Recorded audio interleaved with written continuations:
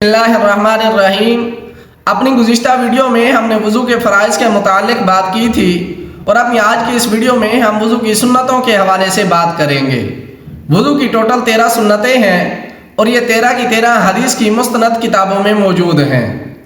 تو جب بھی ہم آئندہ وضو کریں گے اگر ان 13 سنتوں کو ملحوظ خاطر رکھیں گے تو یہ ہمارے لیے باعث نجات ہوگا۔ تو آئیے بڑھتے ہیں وضو کی سنتوں کی طرف۔ وضو کی سب سے پہلی سنت ہے نمبر 1 کہ وضو کی نیت کرنا۔ نمبر 2 وضو شروع کرنے سے پہلے بسم اللہ پڑھنا۔ نمبر 3 دونوں ہاتھوں کو گٹوں تک دھو لینا۔ نمبر 4 مسواک کر لینا، اگر مسواک میسر نہ ہو تو ہاتھ کی انگلی سے دانتوں کو صاف کرنا۔ نمبر 5 3 بار کلی کرنا۔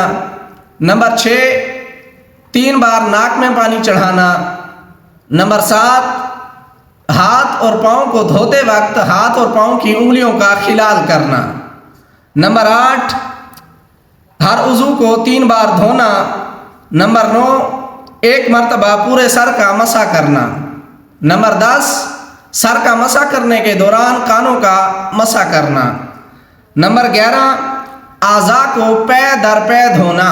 پے در پے بولتے ہیں کہ ایک عضو کے خشک ہونے سے پہلے دوسرے عضو کو دھو لینا۔ نمبر 12 ترتیب وار وضو کرنا۔ نمبر 13 وضو کے بعد کی دعا پڑھنا۔ تو یہ وضو کی ٹوٹل 13 سنتیں ہیں۔ آئندہ جب بھی ہم وضو کریں گے تو ہم ان پر عمل کر کے اپنا وضو مکمل کریں گے تو یہ ہمارے لیے باعث نجات ہوگا۔